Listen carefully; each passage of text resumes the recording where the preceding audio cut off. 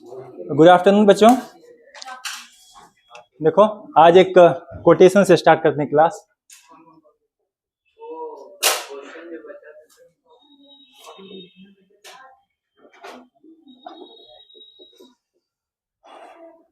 बोलो बाबू।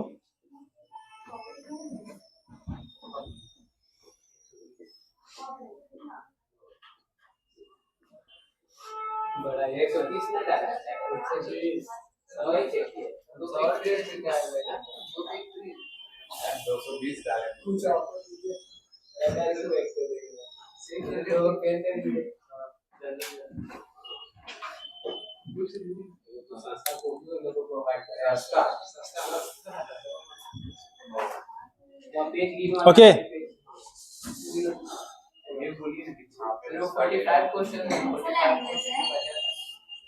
ये German quotation है। मैं जब थर्ड सेमेस्टर में था तो जर्मन भी लिया था, तो एक सेमेस्टर में जर्मन पढ़ा हूँ। तो उसमें क्या बेसिक जर्मन जो सिखाया गया था उसमें ये कोटेशन को सबसे अच्छा लगा था, माय फेवरेट वन।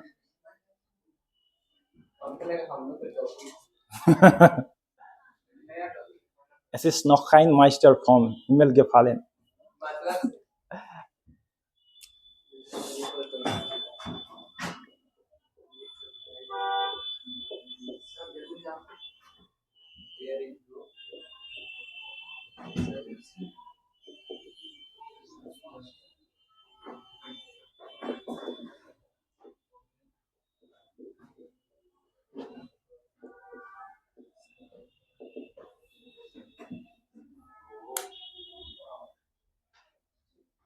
समझे नहीं समझे? आज तक कोई ऐसा मास्टर नहीं है। मास्टर का मतलब क्या हुआ? एक्सपर्ट। आज तक कोई ऐसा मास्टर नहीं है, ऐसा कोई एक्सपर्ट नहीं है जो आकाश से टपका हो। अब समझे क्या मतलब? हाँ ठीक है। तो यदि मैं होमवर्क नहीं करता हूं तो मुझे भी परेशानी होती है, और तुम लोग होमवर्क नहीं करोगे तो तुम्हें भी परेशानी होती है। इसलिए होमवर्क दिया जाता है ताकि प्रैक्टिस करने के लिए। जब प्रैक्टिस करोगे तो बेहतर बनोगे, तो मास्टरी लेवल तक पहुंचोगे। क्या हुआ? याद नहीं होगा? ये बहुत मतलब मैं यूज किया हूं इसलिए मुझे याद है। Es ist noch kein Meister vom Himmel gefallen। ठीक है, याद रहेगा? ये इंग्लिश याद रहेगा? ऐसे ही कोटेशन तो बहुत सारे होते हैं। ठीक है, तो ये तुम लोग प्रोबेबिलिटी 2 नहीं 38 नहीं। देखो प्रैक्टिस के लिए तुम क्या करो, A4 साइज पेपर ले लो। ठीक है, उसमें बेहतर होगा प्रैक्टिस करना। A4 साइज पेपर ले लो, उस पर क्वेश्चन नंबर लिखो, और जो तुमको ऑप्शन मिलता है वो ऑप्शन लिख लो। अगर जरूरत है सॉल्यूशन की तो बगल में तीर देके सॉल्यूशन कहीं पे लिख लो। उसमें प्रैक्टिस करना ज्यादा आसान रहेगा। देखो कॉपी किस चीज के लिए है? कॉपी इस चीज के लिए जो तुमको कंक्रीटाइज एक साथ है नॉलेज कहीं से तुमको मिल रहा है। ठीक है, और जब ऐसा चीज है तुमको प्रैक्टिस के रूप में रखना है ना, उसके लिए एक फाइल बनाना शुरू कर दो। अभी से इसका स्टार्टिंग कर दो। कैसे? फाइल बनाओ और उसके लिए पंचिंग रख लो, पंच रख लो। ठीक है, और उस फाइल में उसको अरेंज करते जाओ। जैसे जैसे जो करते हो उसमें डेट लिखो, हर पेज में डेट लिखो, कौन सा डेट में कौन सा चीज को प्रैक्टिस किए थे, उस हिसाब से उसको अरेंज करते जाओ।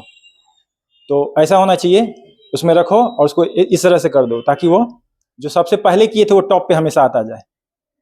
ठीक है, जो बाद का है उसको बाद में रख दो। जैसे जो नहीं मतलब जो मैनेज करते हैं अपने डॉक्यूमेंट्स को मैनेज करते हैं डेट के हिसाब से कंपनीज में, उससे करो। इस तरह से अगर तुम फाइल के रूप में मेंटेन करोगे तो क्या फायदा मिलेगा? जब रिवीजन करोगे तब, जब रिवीजन करोगे ना तो तुमको पलट के देखने के लिए कि हाँ इस तरह का चीज हम कभी इस तरह से किए थे, तो तुम अपना जो भी प्रैक्टिस है उसको मैनेज कर पा रहे हो, है ना। प्रैक्टिस को मैनेज करना इज वेरी इंपॉर्टेंट।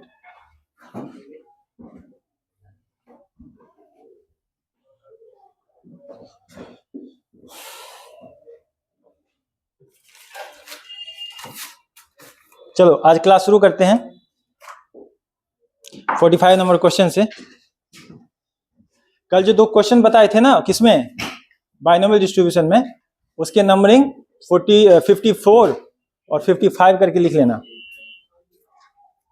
एक मिनट रुको तो,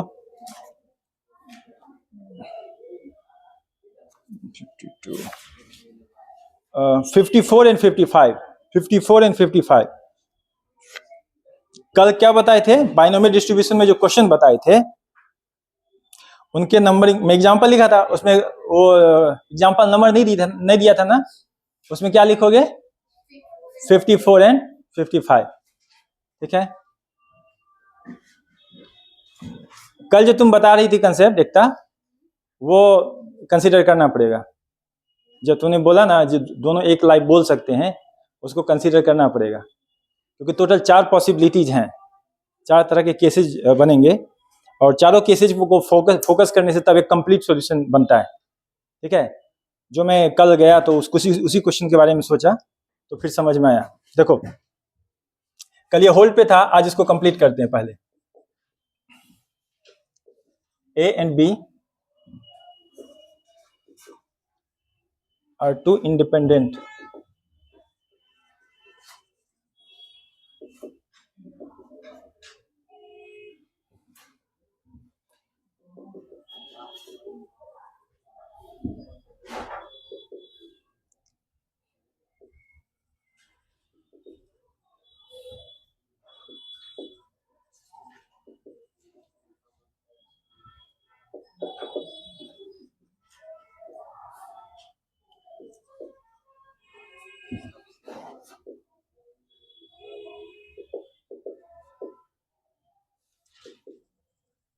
कल पीवाई क्यों करेंगे। ठीक है, आज कंप्लीट कर दे प्रोबेबिलिटी लास्ट तक, है ना। उसके बाद कल पीवाई क्यों करेंगे, और परसों जो होगा, परसों जो है सो फिर वो कर लेंगे। परसों या जो भी मतलब जैसे जो क्लास मिले, स्टैटिस्टिक्स स्टार्ट करेंगे,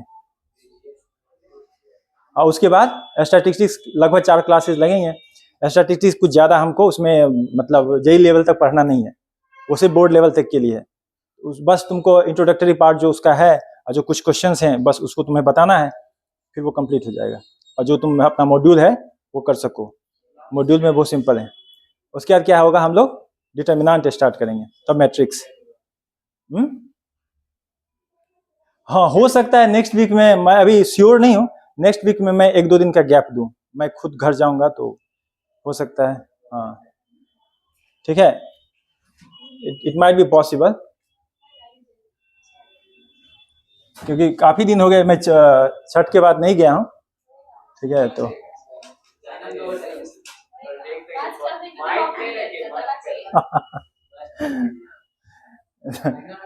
the probability that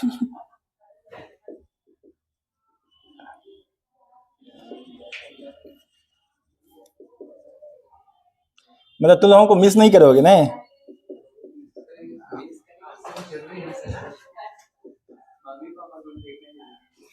हाँ मैं समझता हूँ, और कोर्स कंप्लीट हो जाएगा तो मिस नहीं करोगे मुझे।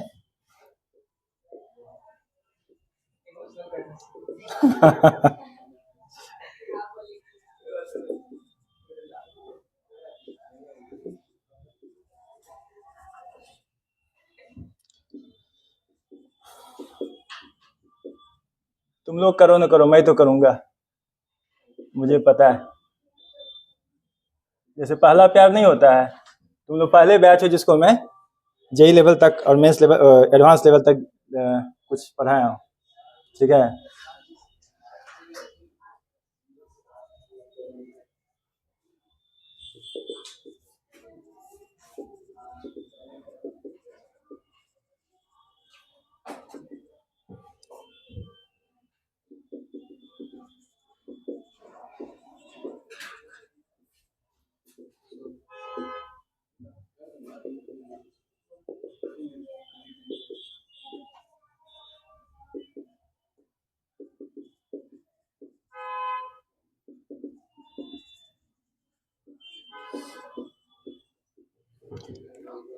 वापस इस क्वेश्चन को पढ़ते हैं। देखो कल है ना, इस कुछ वर्ड है इसमें हम लोग को ध्यान नहीं दे पा रहे थे।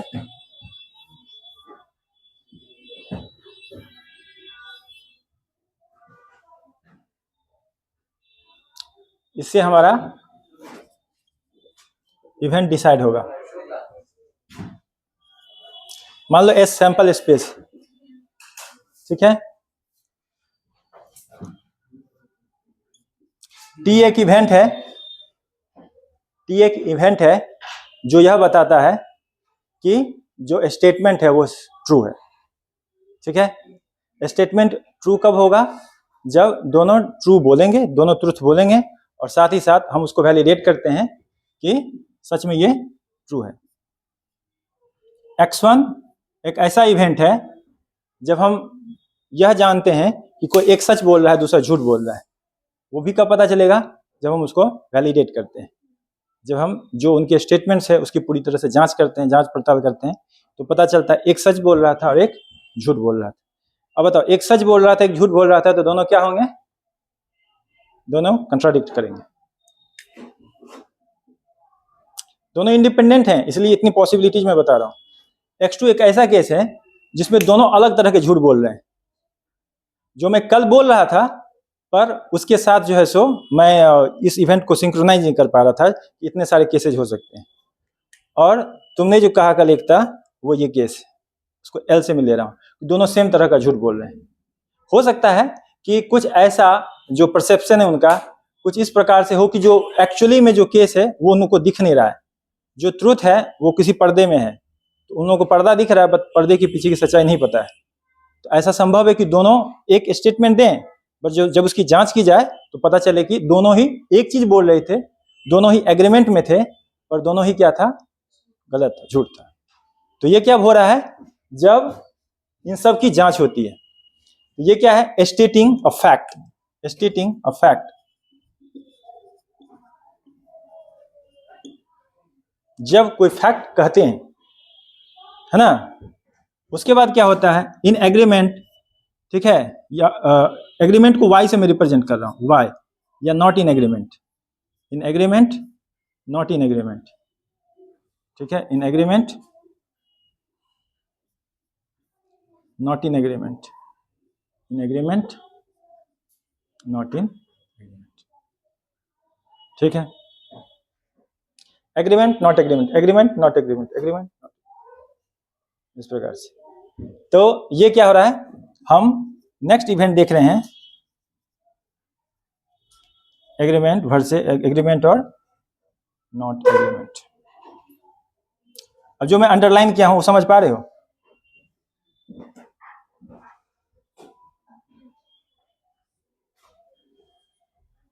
एक एग्री है और स्टेटमेंट। स्टेटमेंट को स्टेटिंग ऑफ फैक्ट, स्टेटिंग फैक्ट मतलब अपने सेंटेंसेस बोल रहे हैं, कुछ बोल रहे हैं, ठीक है। और तब क्या है कि जो ऑब्जर्वर हैं उनके स्टेटमेंट्स को देखते हुए यह देख रहे हैं कि are they agree each other, ठीक है, ओके। इतनी सारी बात है। अब हमको मानना शुरू कर देना चाहिए। क्या क्या चीज? और ये क्या लिखा हुआ है? इंडिपेंडेंट। इसका क्या मतलब हुआ? कि ये दोनों जो सच बोलेंगे या कुछ भी करेंगे तो आपस में इनका कोई कोल्यूजन नहीं है, यानी इनका जो इंटरसेक्शन होगा उसकी जो प्रोबेबिलिटी होगी वह प्रोडक्ट देगा, वह प्रोडक्ट वैल्यू देगा, ठीक है। तो let A be the event, let A be the event of A speaking the truth.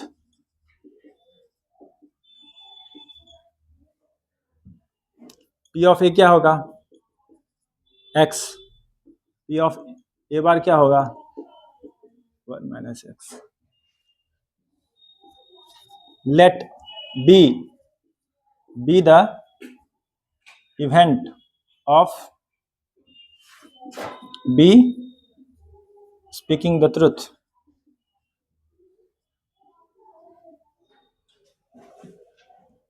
P of B क्या होगा? Y. P of B बार क्या होगा? 1 minus Y. उसके बाद let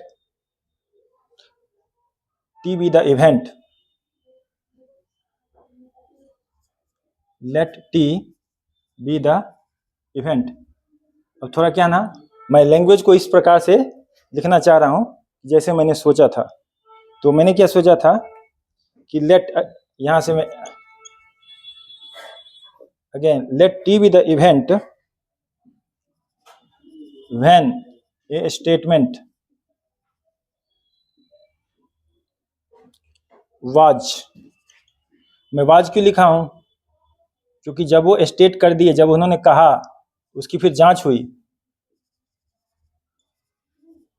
क्यों ऐसा जांच करने की बात कहां लिखा है क्वेश्चन में? देखो, एक तो यहां पे ये बात हो रहा है कि विटनेसेस हैं, तो जो कुछ कहेंगे तो उसका फिर, है ना, सच कह रहे हैं कि झूठ कह रहे हैं एक्चुअली में पूरा, और पहले तो जो कह रहे हैं उसको रिसीव करना है, और उसका सच कह रहे हैं झूठ कह रहे हैं उसकी फिर वापस से इन्वेस्टिगेट करना होगा उस पर। ठीक है, तो ये विटनेसेज हैं, ये कुछ बोलेंगे और फिर स्टेटमेंट्स। ठीक है, तो let T be the event when a statement was validated true, that is simultaneous occurrence. इसका मतलब क्या हुआ? Simultaneous occurrence of A and B to have spoken the truth।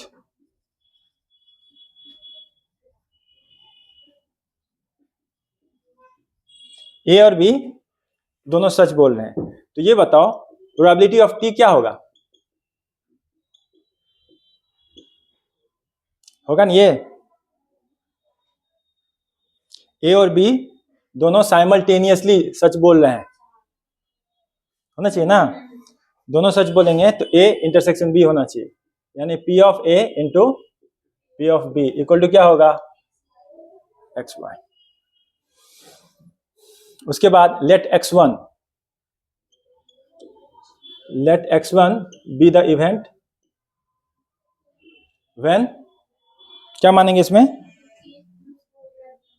x1 और x2 दोनों में अंतर है। x1 को क्या माने हैं?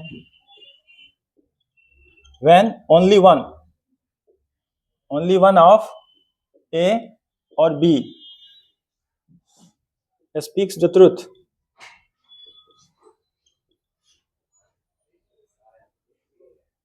ठीक है, speaks the truth, hence contradicting each other।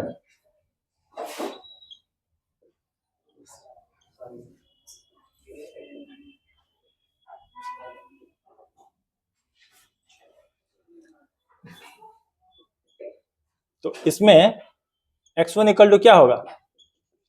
Probability of, अगर a सच बोल रहा है तो b क्या बोलेगा? हाँ।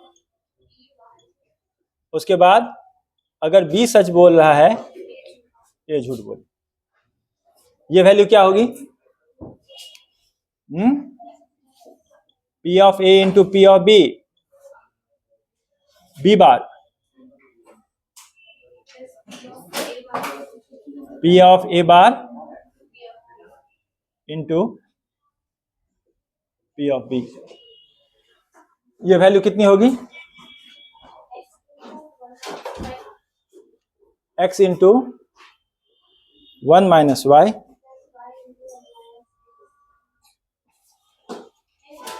वही लिखो 1 माइनस एक्स इंटू वाई। तो क्या मिलेगा हमें? x plus Y minus 2xy। Let x2 be the event when A and B speaks different lies।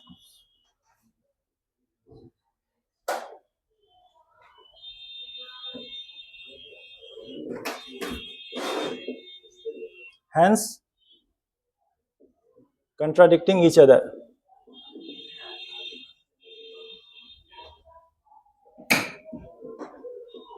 P of x2 equal to क्या होगा? अब ये दोनों सच नहीं बोल रहे हैं, क्या बोलेंगे?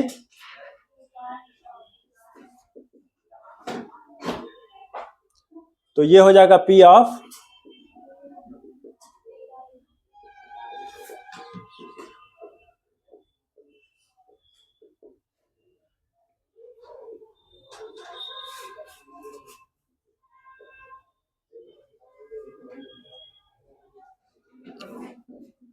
Late L be the event. इसके लिए देखो क्या लैंग्वेज दिखाऊं मैं। Let L be the event when both A and B speaks the same lie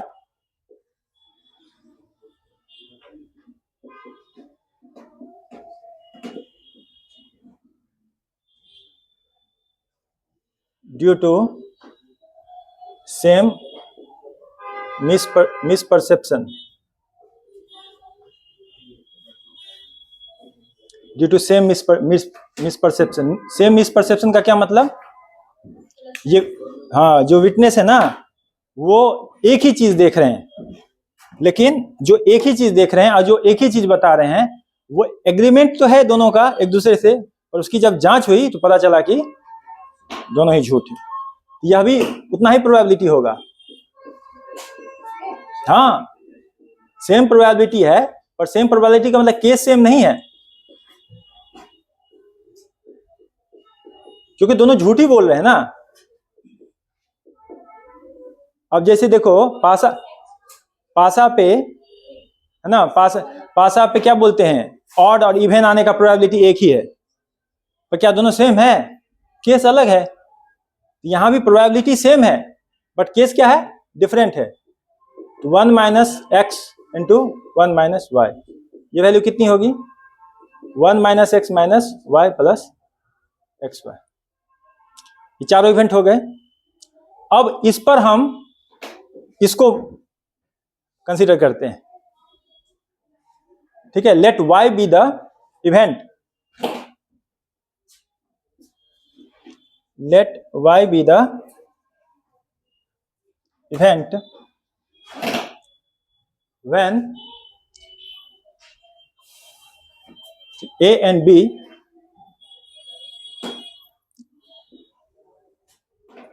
when A and B agree in certain statement.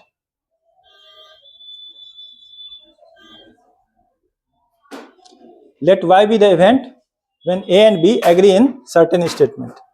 अब देखो हमसे क्या पूछ रहा है?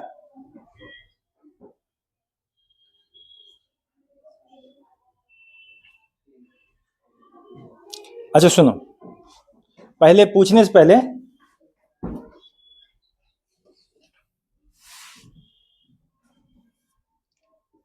प्रोबेबिलिटी ऑफ, ये कब हो रहा है? ये फ्रंट में हो रहा है ना, ये हमारा प्रायर है, ये हमारा क्या है? एग्जॉस्टिव है। एग्जॉस्टिव क्यों बोल रहे हैं? इसके अलावा और केसेस पॉसिबल नहीं है। कल जो हम ले रहे थे केसेस, वही हमको एग्जॉस्टिव नहीं मिल रहा था, हम इसीलिए उसको एक्सप्लेन नहीं कर पा रहे थे। और ये एग्जॉस्टिव है, या तो दोनों सच बोलेंगे या तो दोनों एक ही झूठ बोलेंगे, या तो दोनों सच बोलेंगे या तो दोनों एक ही झूठ बोलेंगे, या नहीं एक सच बोलेगा एक झूठ बोलेगा, और या नहीं तो दोनों डिफरेंट झूठ बोलेंगे। अब ये एग्जॉस्टिव हो रहा है। कल हमको ये नहीं मिल रहा था, या फिर ये हम नहीं मान पा रहे थे, पर इन दोनों को जब कंसीडर करेंगे तब जाके एग्जॉस्टिव हो पाएगा। अब ये क्या है इवेंट? ये बैकग्राउंड में हो रहा है और ये फोरग्राउंड में हो रहा है। एग्रीमेंट कि नॉट एग्रीमेंट, ठीक है। अब हमको ये बताओ कि probability of t given y, ये क्या होगा?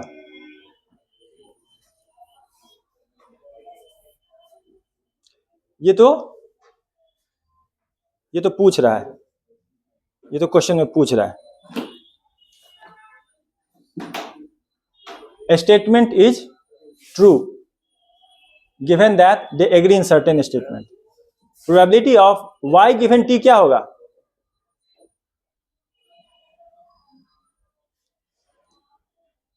Probability of y given t क्या होगा? y का मतलब what is the probability that they agree each other given that a statement was validated true? 1. क्यों? श्योर इवेंट है ना, क्योंकि श्योर इवेंट है. y गिवन t, y क्या कह रहा है? A and B agree in certain statement. A और B agree in a statement. Certain का मतलब एक स्टेटमेंट मान लो. Y is the event. तो what is the probability that A and B agree in certain statement given that they have already spoken the truth? क्या होगा? Sure event होगा ना. जब दोनों सच बोलेंगे तो ऐसे में प्रोबेबिलिटी क्या होगी? 1. अनमोल है कि नहीं? दोनों जब सच बोलेंगे तो ये हो जाएगा 1. Okay, next, y given x1 क्या होगा? y गिवन x1 क्या होगा?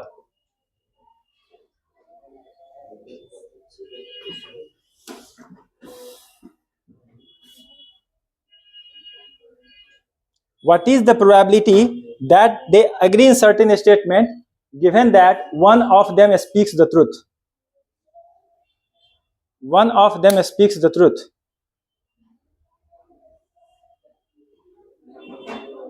One of them speaks the truth.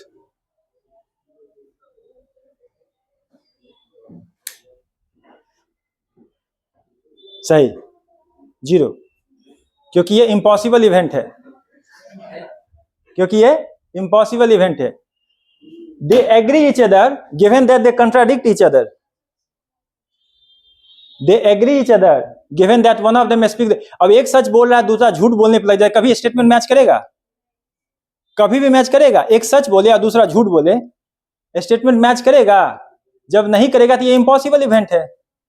तो ऊपर में हम ये लेके चल रहे हैं कि ये एग्री कर रहा है. गिवन दैट हमको बैकग्राउंड में यह पता चला कि वे एक दूसरे को कंट्राडिक्ट कर रहे हैं, तो ये क्या हो जाएगा? इम्पॉसिबल इवेंट है. जब बैकग्राउंड हम बिल्कुल ही अपोजिट टाइप का ले लें तो उस पर हम एक अलग ही डिफरेंट, है ना, बिल्कुल ही अपोजिट अदर एंड वाले जो इवेंट के बारे में सोचेंगे तो वह क्या देगा? 0. यह होगा impossible event. Next, probability of y given x2, यह बताओ.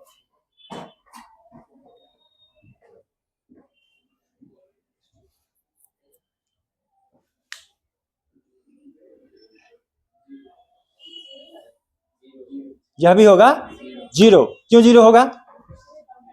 यह भी कंट्राडिक्ट है. दोनों अलग अलग झूठ बोल रहे हैं. दोनों झूठ तो बोल रहे हैं पर झूठ भी मैच नहीं कर रहा है. अपनी ही कहानी बना रहे हैं. वो अपनी कहानी बना रहा है, ये अपनी कहानी बना रहा है. तो क्या उनके स्टेटमेंट एग्री करेंगे एक दूसरे को? नहीं करेंगे. तो वो भी क्या होगा? इम्पॉसिबल इवेंट होगा.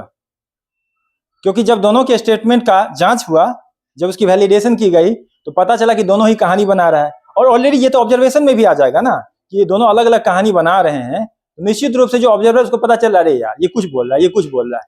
जब दोनों कुछ कुछ बोल रहे हैं, अलग अलग चीज बोल रहे हैं, तो क्या वे एग्री करेंगे? तो ये क्या हो जाएगा? Impossible event. ये हो जाएगा इम्पॉसिबल. नेक्स्ट, गिवन L, ये क्या होगा? दोनों एक ही झूठ बोल रहे हैं, क्या होगा? 1. ठीक है. T गिवन Y ये पूछ रहा है, इसको स्टेटमेंट में बताओ. ये क्वेश्चन में पूछ रहा है.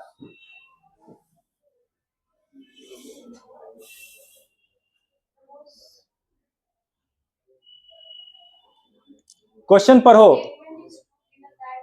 A statement is true given that they agree in certain statement.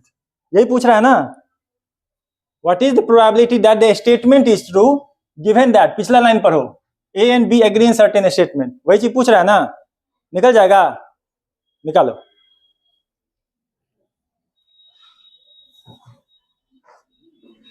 ये क्वेश्चन में स्टार लगा देना है, कारण क्योंकि श्योर इवेंट को टारगेट कर रहा है, इम्पॉसिबल इवेंट को टारगेट कर रहा है, इंडिपेंडेंट इवेंट को टारगेट कर रहा है। कहां से? पहले तुमको ये ट्री डायग्राम समझ में आया? ट्री डायग्राम बताओ क्या कह रहा है।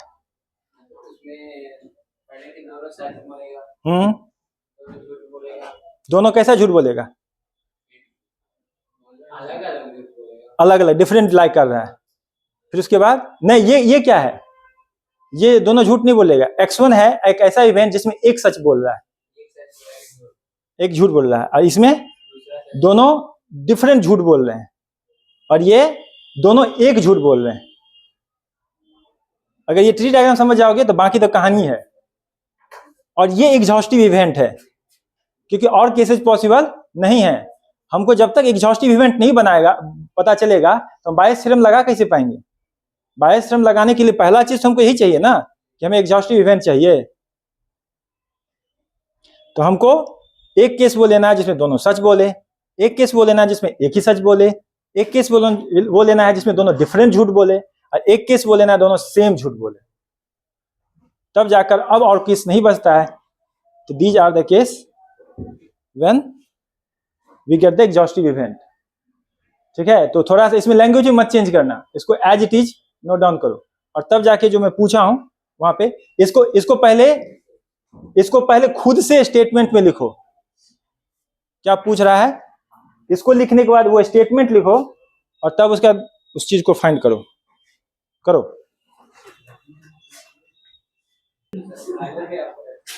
Okay, probability of t into probability of y given t, probability of x1 into probability of x1 given, एक मिनट,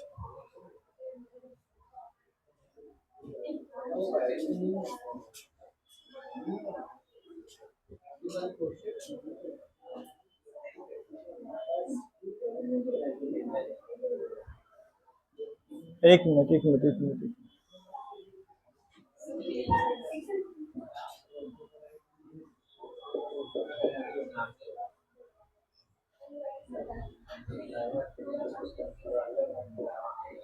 अब हुआ ना?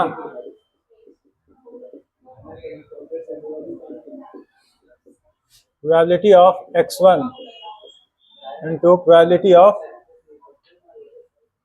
y given x1, probability of x2, probability of y given x2, probability of l, अरे कहाँ भाग गया, छोटा लिखते हैं।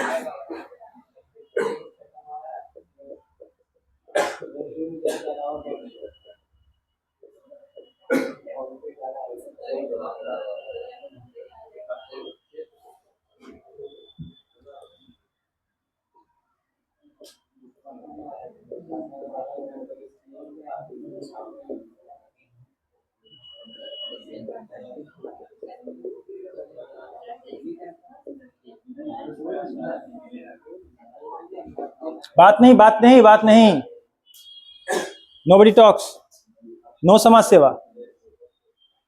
कल बोले थे ना, रिमेंबर। उसके बाद अभी बात कर रहे हो?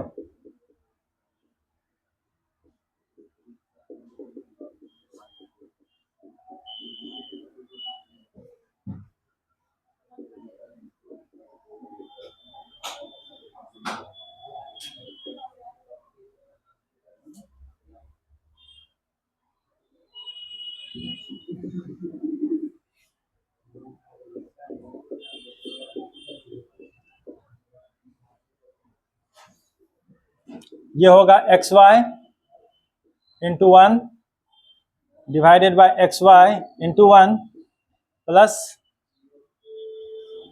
x1 कितना है?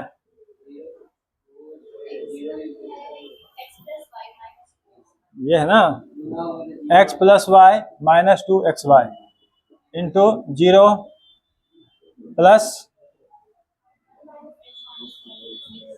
1 minus x minus y plus 2 plus xy।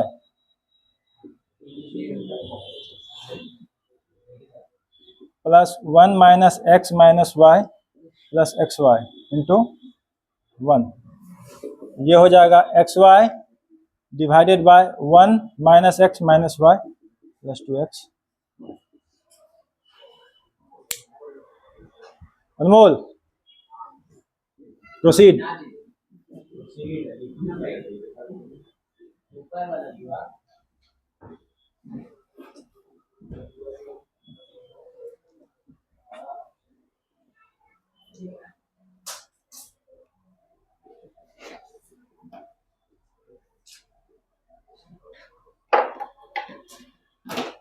देखो कल जो एग्जाम्पल था क्या था, 2 cards are drawn simultaneously, example number 49, 2 cards are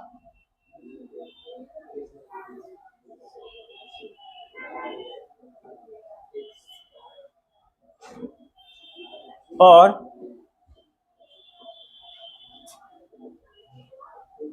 successively without replacement from a well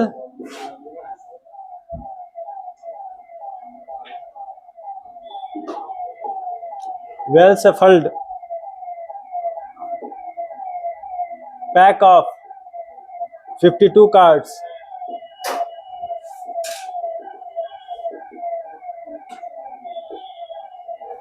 find the mean and variance of the number of aces।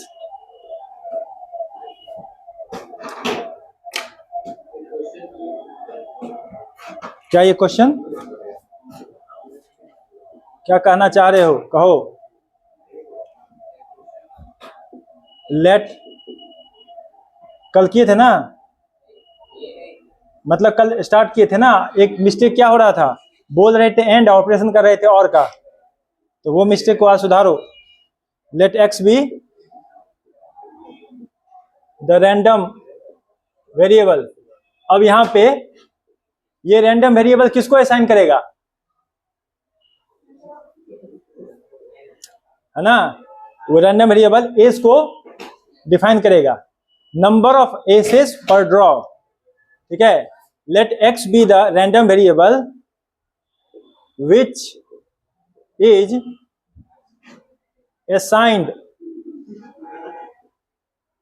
to number of aces per to draw। क्योंकि हम क्या कर रहे हैं, 2 card draw कर रहे हैं, उसमें कितने एसेज आएंगे देख रहे हो, 2 है ना। कल क्या लिए थे,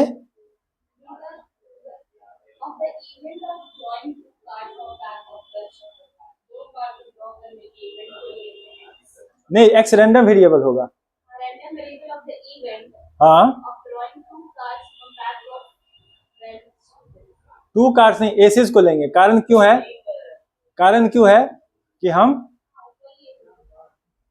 एसेस पे ध्यान दे रहे हैं ना, कितने एसेज आ रहे हैं उसको हम कंसंट्रेट कर रहे हैं। तो ये बताओ जो एक्स होंगे वो क्या हो सकते हैं,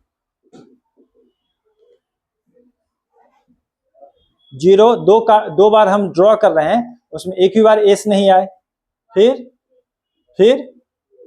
हो गया, और तो कोई केसेस नहीं होंगे। हम 2 कार्ड ड्रॉ कर रहे हैं, अब उसमें कोई भी एसेस नहीं हो सकता है, एक एस हो सकता है, ये दोनों एस हो सकते हैं। अब हम x equal to x i इधर लेंगे और p equal to p i इधर लेंगे, थोड़ा सा, क्योंकि यहां पर हम कैलकुलेशन करेंगे, यहां पर न्यूमेरिकल वैल्यू लिखेंगे, फिर यहां पर एक्स आई पी आई और वेरिएंस भी कह रहा है x I square P I, उसके बाद ये तो 0 1 2,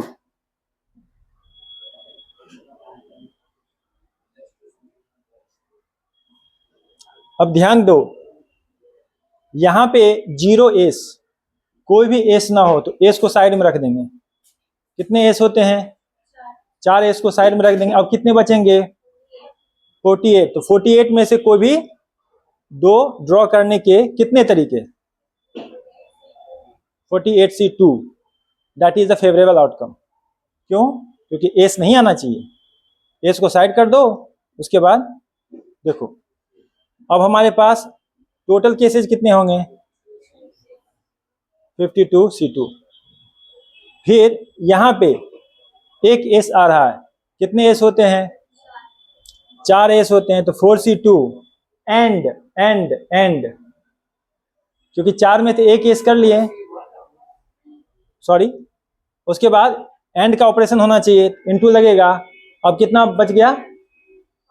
48। तो 48 में से कोई भी एक कार्ड लेने का कितना तरीका?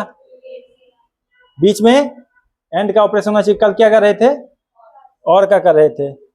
52C2 दोनों कार्ड होने चाहिए। तो फिर यहां से न्यूमेरिकल वैल्यू कितनी कितनी आएगी? निकालो तो। फिर यहां पे क्या करेंगे?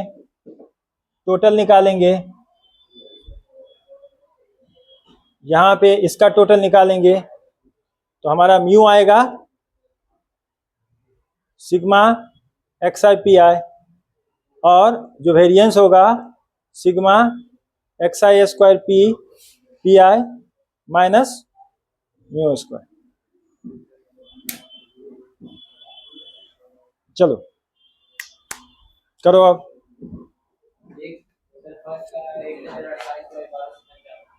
भाग दो।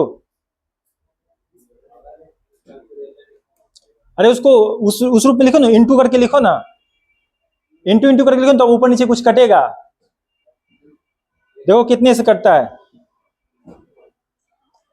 13 से 17 से जो बड़े वैल्यूज है ना उससे काटने का प्रयास करो।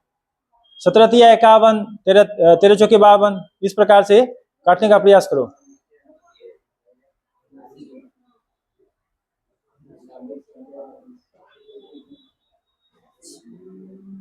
उसको रैशनल को स्टैंडर्ड टर्म में बताओ, रैशनल नंबर को, या जो पी बाई क्यू जो है ना उसको ऊपर नीचे काट के जो स्टैंडर्ड टर्म।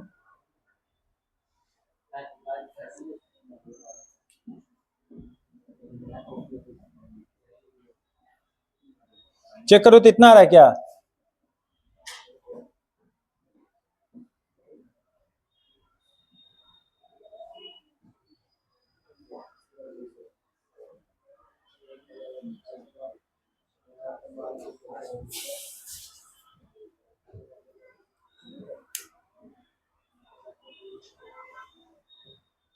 ये हो गया इधर।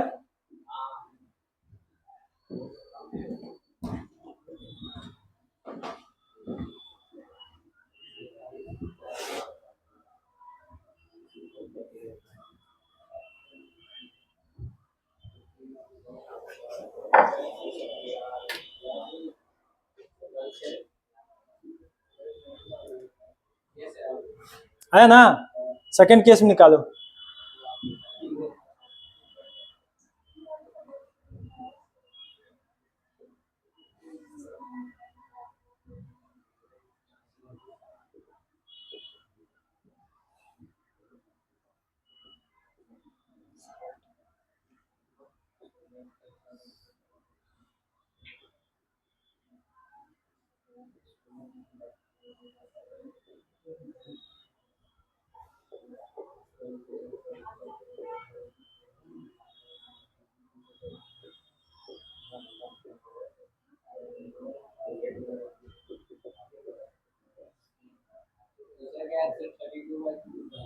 कितना बोले?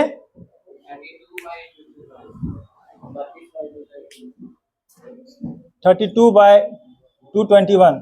तीसरा का तो 1/, आएगा 1/221। देखो तो।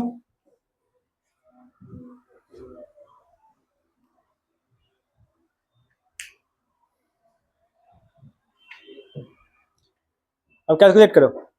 X I P I calculate करो।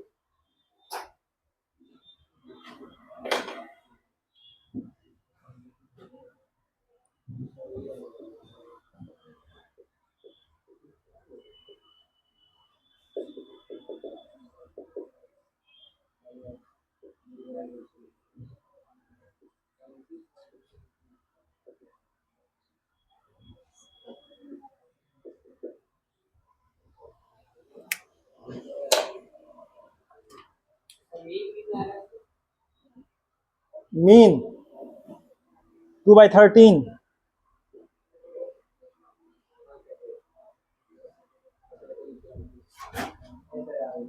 आ गया ना।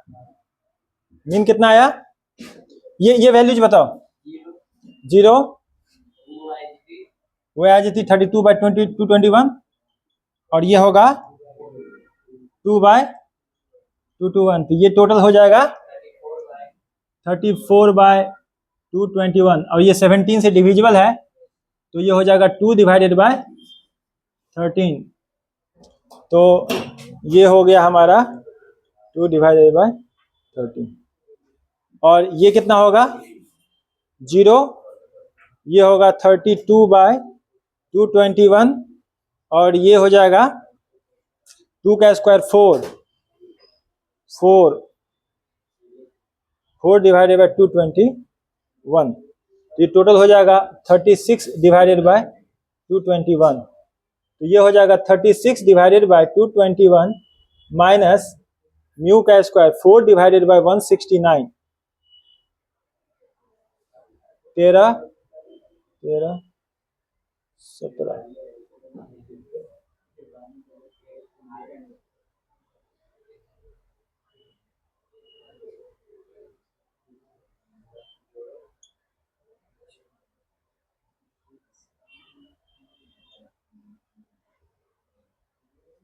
ये कैलकुलेट करो तो कितना आ रहा?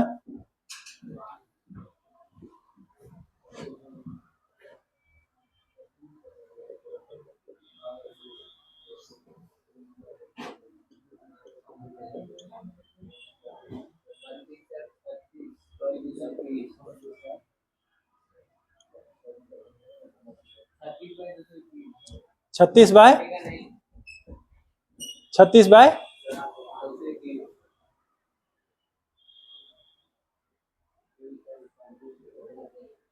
ये वैल्यू ये तो मैं कर ही दिया हूँ 36/221। यहाँ मैं एक्चुअली वेरिएंस निकालने की बात कर रहा हूँ, variance sigma square.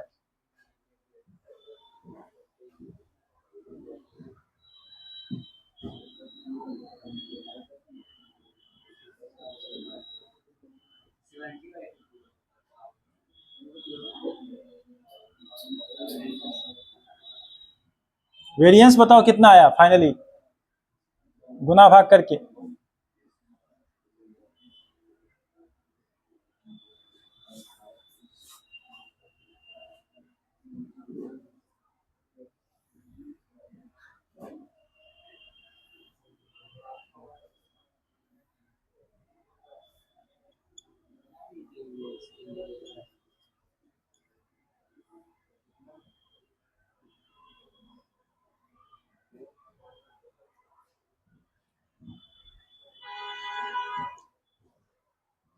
Next question, कल भी हम वही मिस्टेक कर रहे थे कि हम लोग जो है जो एंड का ऑपरेशन था वहां पे हम और कर रहे थे इसलिए गलत आ रहा था। इसलिए अगला प्रॉब्लम आज फिर से करो और सही आंसर निकालो। आंसर बताओ ना फाइनली वेरिएंस का कितना आ रहा है। पॉइंट छोड़ो, डिवीजन में बताओ। ऊपर 460 400 आएगा ना। 468 माइनस 68 400 बाय नीचे का मल्टीप्लिकेशन 169 इंटू 17 कितना आया 2873। तो मीन इक्वल टू 2/13। एक ये आंसर हुआ। Variance equal to 400/2873।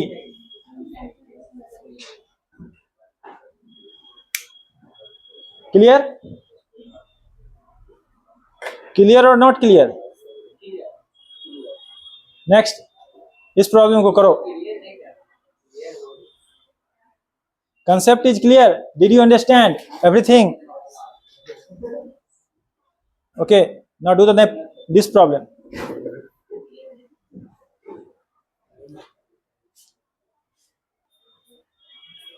ये लिखा,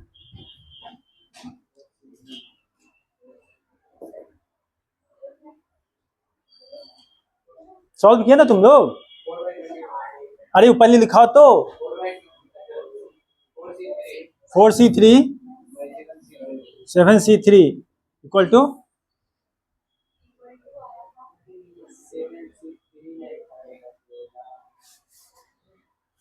टू कितना?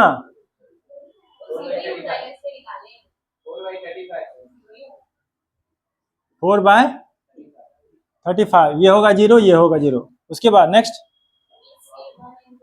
-1 मार्क बोर्ड एग्जाम में नहीं लिखना, ऐसे ही वहां भी 4c1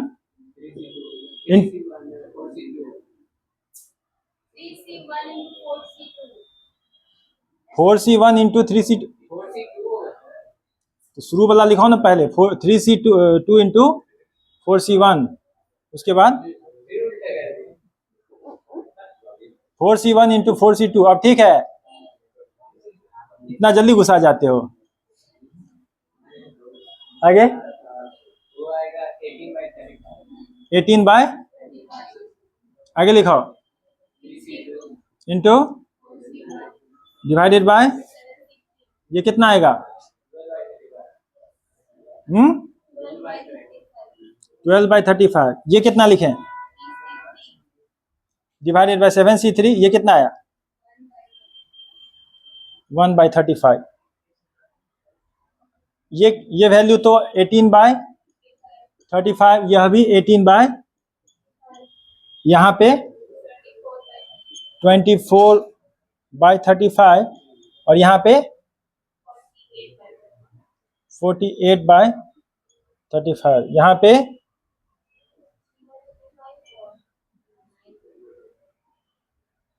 ये समेशन कितना आया? 9 और उससे पहले 45/35। यहाँ 20 है। ये वैल्यू समेशन कितना आया?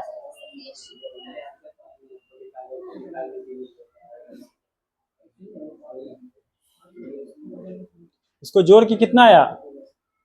18 प्लस 15/7 यानी कि 75 डिवाइडेड बाय 35।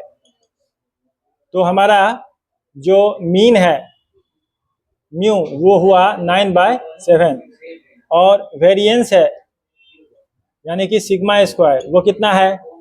वह है xi² pi minus mu square यानी कि 15/7 minus 81/49 equal to 24 that is the answer. ठीक है, ये दोनों होमवर्क है, इसको नोट कर लेना और ये क्वेश्चन पढ़ो। और मैंने एक इसका स्टार्टिंग बता दिया है। इसमें थोड़ा डिफरेंस क्या है कि जो न्यूमेरिकल वैल्यू जो है वह डिफाइन करने का तरीका अलग होगा। ये यहाँ पे मॉनिटरी बात है, यानी कि जो विन एंड लूज है, विन एंड लॉस को डिफाइन किया गया है कि अगर कोई जीतता है तो उसको पॉजिटिव होगा, अगर वो हारता है तो उसका निगेटिव कुछ पैसा जाएगा। इस प्रकार से इसको डिफाइन किया गया है। इसका भी इस तरह से टेबुलेशन करके मीन एंड वेरिएंस निकालना है। नहीं, इसका एक्सपेक्टेशन निकालना है। एक्सपेक्टेशन का मतलब क्या? इसका मीन बस निकालना है, बस मीन वैल्यू निकालना है और कुछ नहीं, वेरिएंस नहीं निकालना। एक्सपेक्टेशन वैल्यू का मतलब होता है मीन। ये दोनों होमवर्क है, इसको नोट करो, उसके बाद इसमें दिमाग लगाओ। On the camera. ओके, बताओ यहाँ पे क्या लिखे? देखो, इन ए गेम 3 कॉइन्स आर टॉस्ड। 3 सिक्के उछाले जा रहे हैं। ठीक है, या फिर सक्सेशन में 3 उछाले जा रहे हैं। A person is paid ₹5। एक आदमी को 5 रुपया मिलता है जब उसको सारे हेड्स मिलते हैं या सारे टेल मिलते हैं, यानी तीनों सिक्कों पे एक ही चीज आता है तो उसको 5 रुपया मिलता है, और उसको 3 रुपया देना पड़ेगा यदि और कोई दूसरा आउटकम आता है, यानी तीनों सिक्कों में एक भी डिफर कर गया। अनमोल रतन प्यारे ध्यान दो, तो उसको 3 रुपया देना पड़ेगा यदि कोई भी डिफर कर गया। तीनों हेड आया उसको 5 रुपया मिलेगा, तीनों टेल आया उसको 5 रुपया मिलेगा, कोई भी अलग आ गया उसको 3 रुपया देना पड़ेगा। ओके, तो पहले ही कह दिया है, रैंडम वेरिएबल यहीं पे डिफाइन कर दिया है कि जो हमारा सैम, क्या क्वेश्चन पढ़ रहे हैं बाबू? ओके, ध्यान दो। 3 सिक्के उछाले जा रहे हैं। एक आदमी को 5 रुपया मिलेगा यदि तीनों सिक्कों पे हेड आया या तीनों सिक्कों पे टेल आया, ठीक है, और उसको 3 रुपया देना पड़ेगा यदि और कोई दूसरा आउटकम आता है और कुछ भी हुआ। तो ये बताना है कि एक गेम हो रहा है, उस गेम में उसको कितना मिल सकता है या कितना वो खो सकता है ना। एक गेम मतलब क्या, रैंडम एक्सपेरिमेंट है, उस रैंडम एक्सपेरिमेंट में 3 सिक्के उछाले जा रहे हैं, तो उसका एक्सपेक्टेशन क्या है, वो गेम के होने से उसको फायदा मिलेगा, उसको नुकसान मिलेगा, दोनों हो सकता है। तो इसकी प्रोबेबिलिटी की तरह से हमको देखना होगा। कैसे? तो पहले ये क्वेश्चन में जो दिया हुआ है कि हम सैंपल पॉइंट को कैसे डिफाइन करें, क्वेश्चन में ही दे दिया, तीनों हेड मिलेगा, आप डिफाइन कीजिए उसको 5 रुपया मिल रहा है। तो अगर उसको 5 रुपया मिल रहा है तो हम क्या लिखें, प्लस ₹5। अगर उसको तीनों टेल मिल रहा है तो क्या मिलेगा, प्लस ₹, और जो बचा हुआ 6 आउटकम है उसमें उसको घाटा होगा, माइनस ₹3। जीत सकता है या हार सकता है। तो हमारे पास 2 ही केसेस बनते हैं, या तो उसको प्लस 5 रुपया मिलता है या उसको माइनस 3 रुपया मिलता है। कितने केसेस बन रहे हैं जब वह प्लस 5 रुपये जीतता है? 2/8, टोटल सैंपल पॉइंट 8 है, टोटल सैंपल पॉइंट कितने हैं, और कितने सैंपल पॉइंट में उसको 5 रुपया मिल रहा है? 2 सैंपल पॉइंट, या तो तीनों हेड है या फिर तीनों टेल है, तीनों एक समान आ गया, 2 ही केसेज है, तो फेवरेबल केसेज 2 है, तो इन केसेज में उसको मिलता है। इसके करस्पॉन्डिंग ये हो जाएगा 1/4 और ये हो जाएगा 5/4, और ये जो है 6 केसेज हैं जहां पे वो डिफर कर रहा है, तीनों सिक्के है ना एक जैसे नहीं आ रहे हैं, वो 6 केसेज हैं, तो ये हो जाएगा 3/, तो हमारा ये हो जाएगा -9/4। अब इन दोनों को जोड़ेंगे तो क्या मिलेगा हमें, क्या मिलेगा, -4/4, यानी कि -1। यही उसकी एक्सपेक्टेंसी है कि he would lose ₹1 on an average पर गेम। लूज क्यों? क्योंकि माइनस में आ रहा है। अब इस क्वेश्चन में देखो, पहले इसको नोट करो और तब इस क्वेश्चन पे ध्यान दो। यहां फेलियर दे दिया है, सक्सेस क्या होगा, तो फिर बाइनोमियल डिस्ट्रीब्यूशन के हिसाब से बताओ कि 5 ट्रायल में से 4 ट्रायल में सक्सेस होने के क्या प्रोबेबिलिटी होगी? 5 ट्रायल में से 4 ट्रायल, एन कितना है, आर कितना है, 4, आर कितना है, निकालो बताओ। तुमको एग्जैक्ट आंसर नहीं बताना है, जो भी पावर में आ रहे हैं उसी हिसाब से बताना।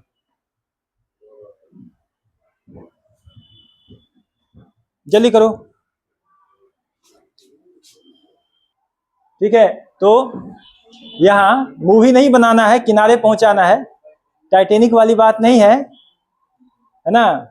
हमें गुड्स को लोड करना है, और यदि पता है कि 10 में से 9 जहाज किनारे पहुंच जाएंगे, क्यों, एक ही डूब रहा है ना। फेलियर दिया हुआ है, सक्सेस निकाल लेंगे, कैसे निकाल लेंगे, क्या होता है सक्सेस, क्या होता है 1 - Q, 1 - 1/10 = 9/10। एट लीस्ट का मतलब क्या होता है, कम से कम 4, यानी कि 4 और 5, 1/5 क्यों बाबू, यहां देखो, यहां देखो, out of 10 ships 1 gets drowned, पहला लाइन कह रहा है 10 शिप्स में एक डूब जाता है, तो यहां पर पहला लाइन बता रहा है प्रोबेबिलिटी, ठीक है। दूसरा लाइन कह रहा है कि 5 ट्रायल ले रहे हैं, 5 जहाज को भेज रहे हैं, कम से कम 4 किनारे पे पहुंच जाए, उसकी प्रोबेबिलिटी बताइए। तो n क्या है? n है हमारा 5, नंबर ऑफ ट्रायल। r क्या है? 4, एटलीस्ट 4। r क्या है? एटलीस्ट 4। एटलीस्ट 4 को क्या लिखते हैं? एटलीस्ट 4 को क्या लिखते हैं बताओ? तो p ऑफ, है ना, r greater than equal to 4, ये क्या होगा? P of R equal to 4 plus P of R equal to 5, समझे? R इक्वल टू 6 क्यों नहीं होगा? क्योंकि हम 5 ही भेजे थे। कितने भेजे थे? 5 भेजे थे, तो एटलीस्ट 4 पहुंचाना है। 5 पहुंच जाए तो बढ़िया बात है, लेकिन 4 तो पहुंच जाए, इसकी प्रोबेबिलिटी निकालना है। तो बाइनोमियल डिस्ट्रीब्यूशन से बताओ क्या होगा? एनसी मतलब 5C 4, 5C 4, p to the power 4, p to the power 4, q to the power 1, ठीक है, plus 5C 5, p to the power 5, q to the power 0। देखो फॉर्मूला यही है ना। बाइनोमियल डिस्ट्रीब्यूशन में x इक्वल टू r के लिए क्या है फॉर्मूला? यही है ना।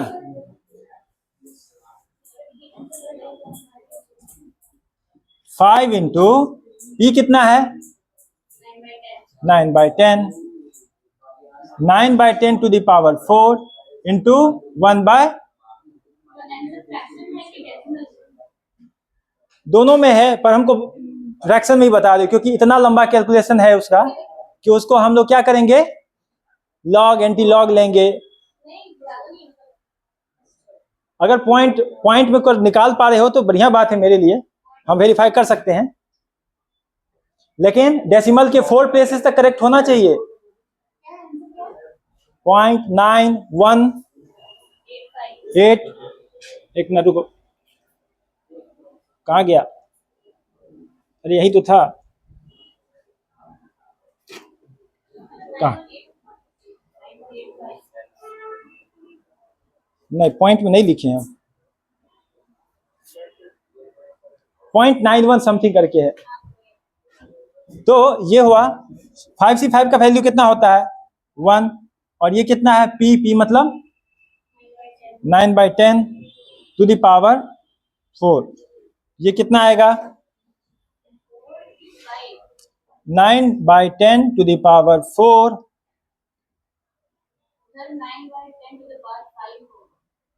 हाँ ये 5 होगा। तो इसमें से अगर 9/10 टू द पावर 4 कॉमन ले लें, इधर से क्या बचेगा? 1/2 और 5/10। तो अगर उसको हम एलसीएम ले ले तो ये क्या 5 + 9 लिख सकते हैं? तो ये बचा 14/10 into 9/10 to the power 4 equal to 5/7 into 9/10 to the power.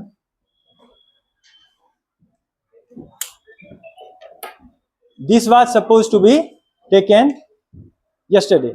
यहां तक का क्लास कल होना था।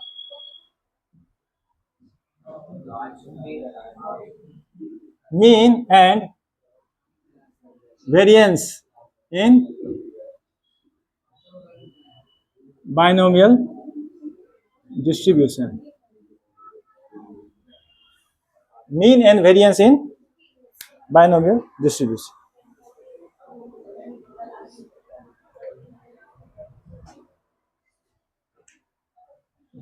देखो, मीन म्यू इक्वल टू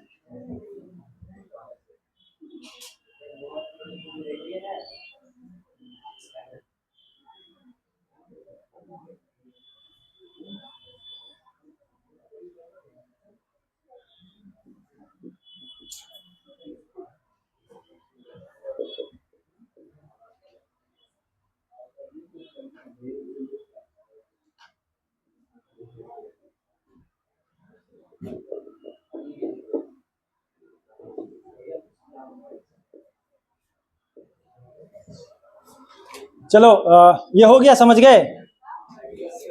इसमें पॉइंट में कुछ 9-1 करके निकलेगा, निकाल लेना। देखो इतनी बड़ी वैल्यूज रहती है ना, ट्रेडिशनली इसको जो है अगर एग्जाम में पूछ दिया, पॉइंट में करके आंसर दिया है, तो तुमको उसमें लॉग और एंटी लॉग की वैल्यू दे दिया जाएगा, उसमें लॉग दे देगा, या नहीं तो तुम उसना कैलकुलेशन कर लेना। 0 पॉइंट अब ऐसे ही कुछ आएगा, हम छोड़ो, हम लिखे नहीं तो वेरीफाई नहीं कर सकते। ये आंसर आ गया। इसके बाद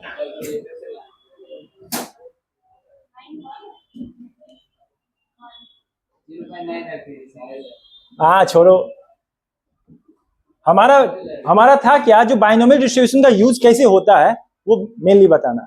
कल तो दिखे थे उस डिस्ट्रीब्यूशन से टेबुलेशन, आज उससे प्रोबेबिलिटी निकालने को देखे हैं।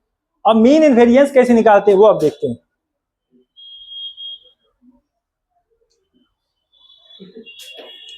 देखो मीन क्या होता है, समेशन ऑफ ट्रायल इनटू उसका जो प्रोबेबिलिटी है, रिलेटेड प्रोबेबिलिटी, उसका सम। जो ट्रायल है, जो उसका रैंडम वेरिएबल है, उससे जो उसका प्रोबेबिलिटी होता है उसको मल्टीप्लाई करते हैं, उसी का जो समेशन होता है वो।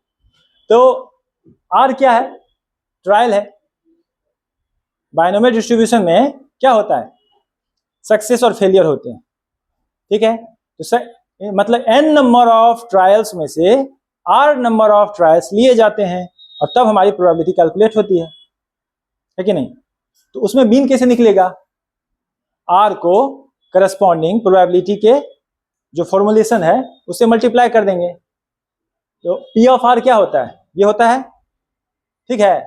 इससे हम r को मल्टीप्लाई कर दिए और तब हम मीन निकालने का प्रयास कर रहे हैं, ठीक है।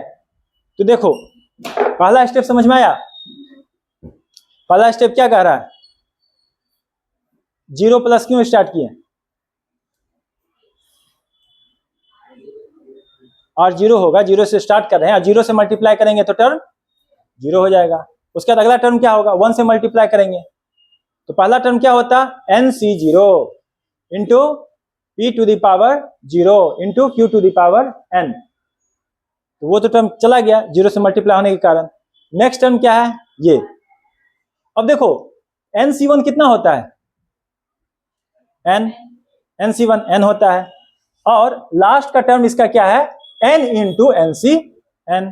NCn कितना होता है, 1। NCn कितना होता है, 1। 1 से हम n को मल्टीप्लाई किए और p to the power n, last term ये होगा क्योंकि q टू द पावर 0 होता है लास्ट टर्म, तो p to the power n है ना into q to the power 0। अब यहां भी n है, यहां भी n है, यहां भी n है, यहां पे n क्या हो, कैसे निकलेगा, NC2 का एक्सपेंशन क्या होगा, n into n minus 1 divided by 1 into 2 यानी कि 2 है ना। यहां भी n है, यहां भी p है, यहां भी n है, यहां भी p है, यहां भी n है, यहां भी p है, सारे टर्म में n और p हैं, सारे टर्म में n और p हैं। n और p को हम बाहर निकाल लिए है ना। जीरो क्यों आया, क्योंकि हम कहां से स्टार्ट करें, जीरो से स्टार्ट करें, और जीरो से मल्टीप्लाई करेंगे फर्स्ट टर्म को, जीरो से मल्टीप्लाई करेंगे फर्स्ट टर्म को, तो क्या हो जाएगा 0। सेकेंड टर्म ये है, कौन सा टर्म, NP कॉमन लिया, अभी तो समझा ही रहे हैं वही बात, n सभी टर्म में है, लास्ट टर्म में भी है, इस टर्म में है n, NC1 कितना होता है, n और p है, यहां भी n और p है, क्योंकि n into n minus 1 divided by 2, 2 और 2 कैंसल आउट हो गया, n इंटू p यहां भी है। अब ये p, इसमें से एक p ले लिए, इसमें से एक p ले लिए, लास्ट के टर्म में से एक p ले लिए, तो p बाहर निकाल दिए, n बाहर निकाल दिए, ये जो टर्म बचेगा first term q to the power n minus 1 वो तो रहेगा ही, एक p तो निकाल लिए। अब यहां 1 है, 1 को क्या लिख सकते हैं, 1 को n माइनस 1 C0 लिख सकते हैं, p टू द पावर 0 लिख सकते हैं, और लास्ट टर्म को हम q टू द पावर 0 लिख सकते हैं। लास्ट टर्म वैसे भी NCn था, NCn का वैल्यू 1 होता है, उसको हम n minus 1 C n minus 1 लिख सकते हैं, p to the power n minus 1, क्यों, क्योंकि एक p बाहर निकाल लिए।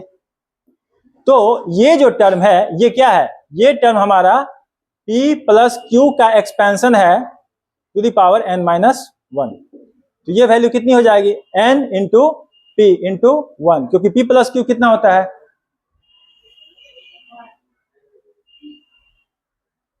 what is p plus q, there is success and failure, p is probability of success, q is probability of failure, है ना, दोनों कंप्लीमेंट हैं एक दूसरे के, तो दोनों का जो समेशन होगा वो 1 होगा, तो ये वैल्यू np हो जाएगी। तो बाइनोमियल डिस्ट्रीब्यूशन में जो मीन होता है वो कितना होता है, ठीक है, इन बाइनोमियल डिस्ट्रीब्यूशन मीन क्या होता है, इतने बराबर। वेरिएंस क्या होता है,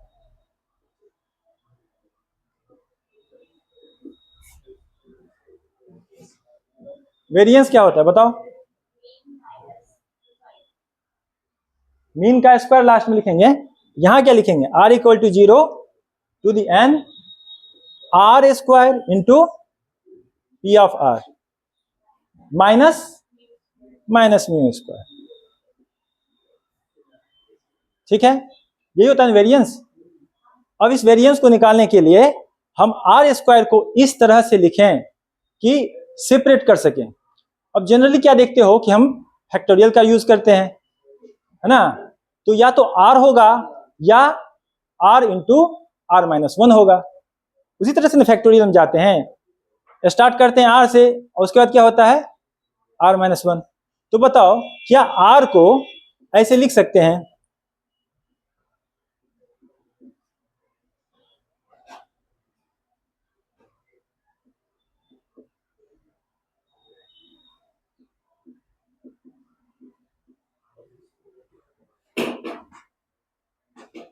yes or no, can we write it like this, p of r को क्या लिखेंगे,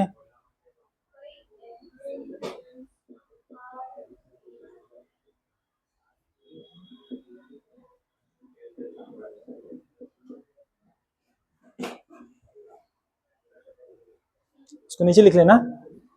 तो ये बताओ अब हम क्या करेंगे, इस टर्म से इसको मल्टीप्लाई करेंगे और ये टर्म को बाद में यूज में लाएंगे, ठीक है। तो sigma r equal to 0 to n r into n c r p to the power r q to the power n minus r plus sigma r equal to 0 to n r into r minus 1। NCR को हम ऐसे लिख सकते हैं क्या?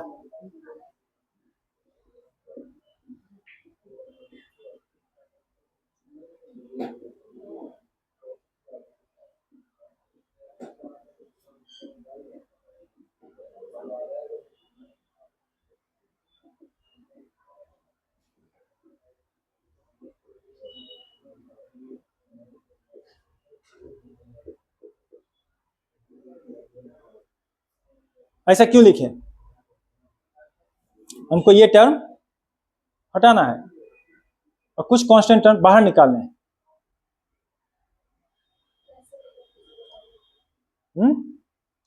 देखो p square into p to the power r minus 2, इन दोनों का प्रोडक्ट क्या होगा? यस और नो? ऐसा होगा ना? Is it clear?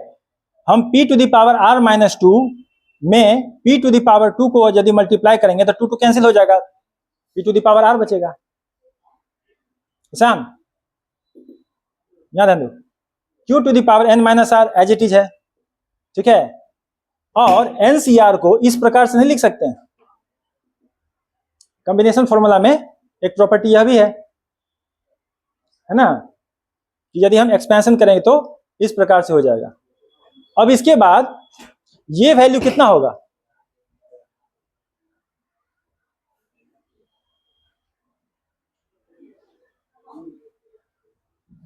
Same term है ना, तो ये वैल्यू कितना आ जाएगा? यदि इसको म्यू म्यू को क्या लिखेंगे? एनपी। एनपी हुआ, एनपी प्लस, अब देखो यदि इस टर्म को रखेंगे तो ये टर्म कहां सक्सेस होगा? r इक्वल टू 0 अगर यहां रखते हैं, एक टर्म तो चला गया, पर -1 होगा क्या? नहीं होगा। r इक्वल टू 0 फेल है। r इक्वल टू 1 होगा? नहीं होगा। क्यों नहीं होगा? क्योंकि 1 माइनस 1 0 हो गया। r इक्वल टू 2 वहां से स्टार्ट कर सकते हैं। तो हमारा जो टर्म स्टार्ट होना चाहिए वह r इक्वल टू 2 से स्टार्ट होना चाहिए, ठीक है। जब r इक्वल टू 2 से स्टार्ट करेंगे तो कुछ टर्म है जो कॉमन हम ले सकते हैं, n into n minus 1 common ले सकते हैं क्या? सभी टर्म में आएगा, इसमें भी आएगा और लास्ट के टर्म में भी आएगा। इसका यदि एक्सपेंशन करेंगे आएगा कि नहीं? और यहां जो पी स्क्वायर है वह पी स्क्वायर लास्ट के टर्म तक ही आएगा, तो ये हो जाएगा पी स्क्वायर। तो पी स्क्वायर हम क्यों लिए हैं? क्योंकि पी स्क्वायर को हम सब में से कॉमन ले सके। जैसे यहां पी जो है सारे टर्म में से हम कॉमन निकाले हैं, ठीक है। एक स्टेप इसका एक्सपेंशन करोगे तो पी स्क्वायर भी सारे टर्म से कॉमन ले लिया जाएगा। तो क्या बचेगा हमारे पास? n minus 2 c r minus 2, ठीक है। p to the power r minus 2 q to the power n minus r minus n square p square. ये समेशन क्या होगा? p plus q to the power p plus q to the power n minus 2, highest power. इसका फिर expansion करना उसी तरह से। और ये टर्म क्या होगा? ये तो 1 हो गया, minus n square p square. और ये टर्म क्या देगा? N p plus n square p square minus n p square into, तो क्या मिलेगा? N p plus n square p square, ये तो 1 हो गया ना, minus n p square minus n square p square. तो क्या मिलेगा, n into p into 1 minus p equal to n p q. तो हमारा जो वेरिएंस होता है सिग्मा, ये हमारा सिंप्लीफाई होके एन पी क्यू मिलता है।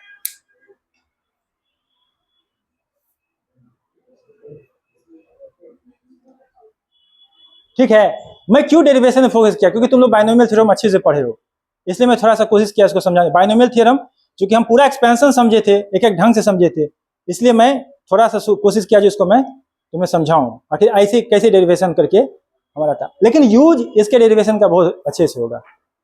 बताओ कोई स्टेप है जिस स्टेप को मुझे फिर से बताना है, ध्यान से देखो। ये टर्म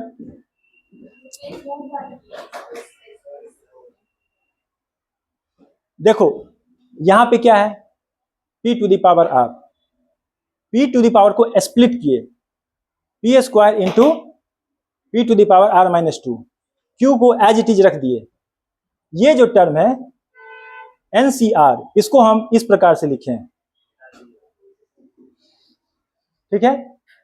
उसके बाद यहां पे ये मल्टीप्लीकेशन तो तुम लोग यहां पे देख ही लिए हो, ये टर्म NP दे रहा है। उसके बाद क्या किए कि देखो r इंटू आर माइनस 1, ये वैल्यू कहां से सक्सेस करना स्टार्ट होगा, 2 से, इसलिए r इक्वल टू 2 से स्टार्ट करेंगे। r इक्वल टू 2 से स्टार्ट करेंगे, NC2, ये दोनों टर्म चला जाएगा, स्टार्ट कहां से होगा, 2 से स्टार्ट होगा ना, n माइनस 2 r माइनस 2, ठीक है। ये टर्म है n इंटू एन माइनस 1, ये कांस्टेंट टर्म है जो कि सभी में रहेगा, लास्ट वाले टर्म में भी रहेगा। इसका तुम एक्सपेंशन करोगे तो समझ में आएगा। इसका एक्सपेंशन करेंगे ना, एक स्टेप इसका एक्सपेंशन करने में यदि देंगे,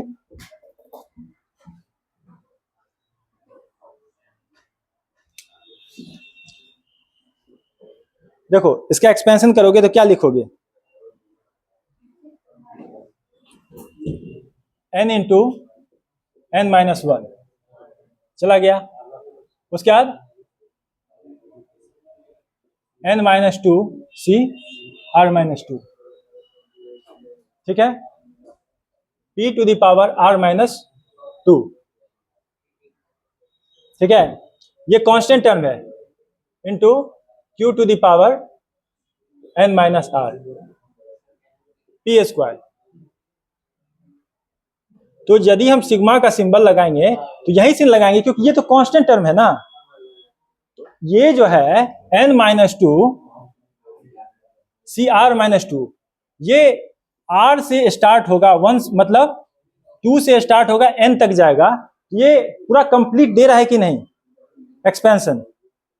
इसका पहला टर्म क्या होगा,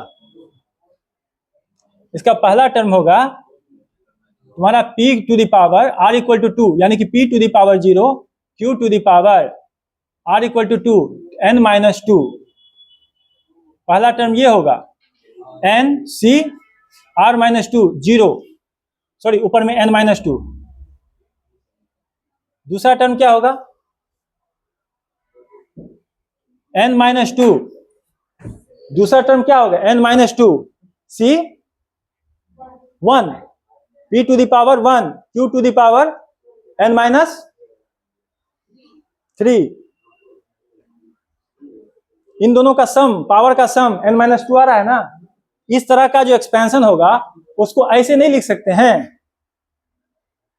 ये बाइनोमियल का एक्सपेंशन है कि नहीं, देखो घर पे जाके करोगे तो पूरा इस पे खुद से करना, तब समझ में आएगा।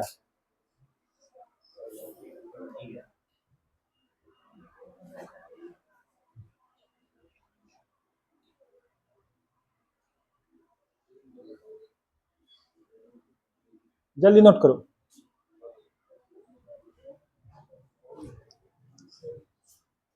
तो तुम्हें भी प्रॉब्लम सॉल्व करने के लिए 100 आवर्स पर वीक का एटीट्यूड होना चाहिए।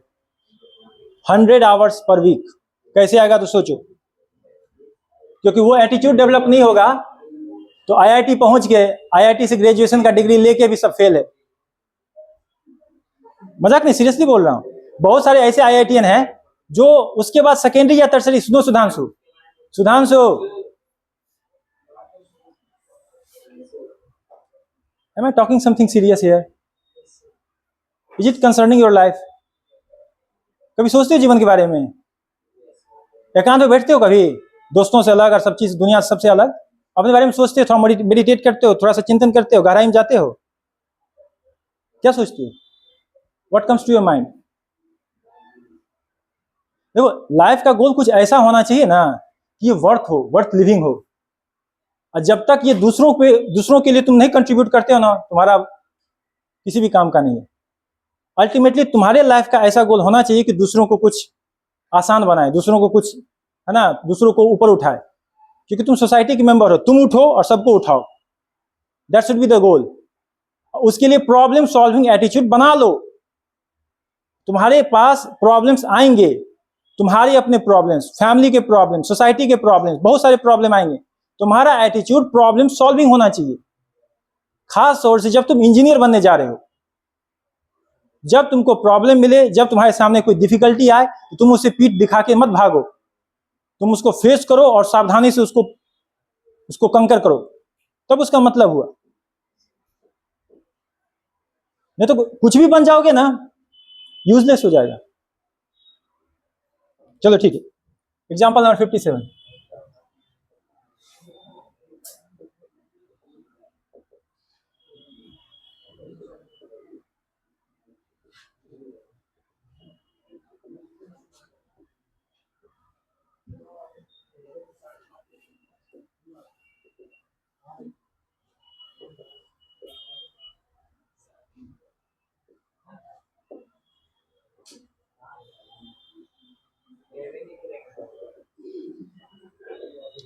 अब मीन और वेरिएंस दिया हुआ है, बताओ ये भारी है क्या? वन लाइनर है। मीन कितना दिया है, वेरिएंस कितना है?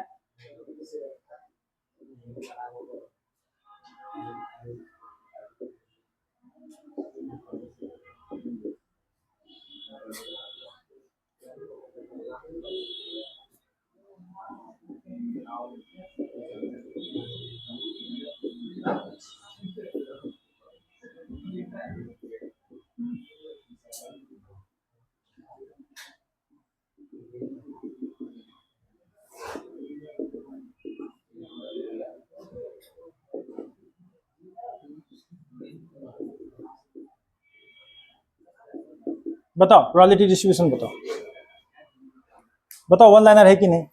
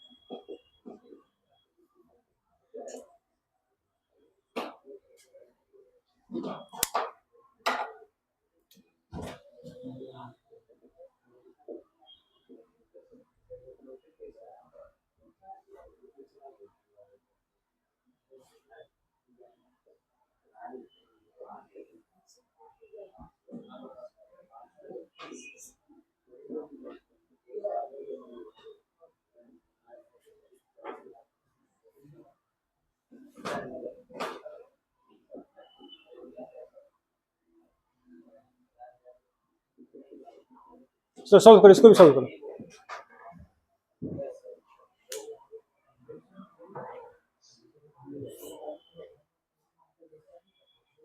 मैं 3 होमवर्क देता हूं, उसको नोट करो, फिर छुट्टी करते हैं।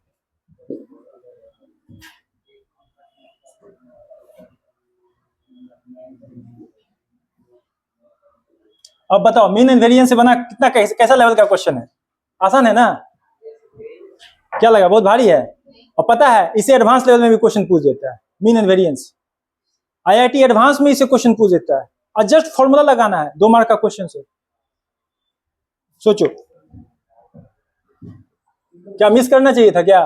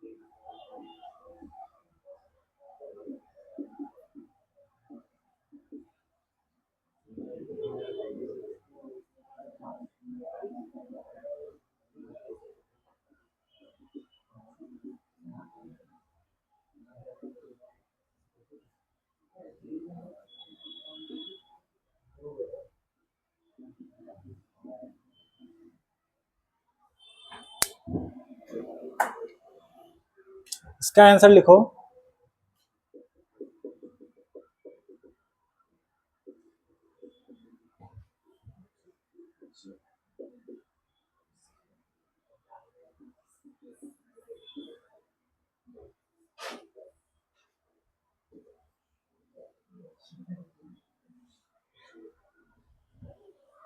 इसका आंसर 17। कल ये बना के लाना, तब हम लोग कल नॉर्मल डिस्ट्रीब्यूशन देखेंगे, उसके बाद 1-2 क्वेश्चन और देखेंगे, फिर हम लोग PYQ देखेंगे, तब जाके प्रोबेबिलिटी को बाय बाय बोलेंगे। Okay, thank you.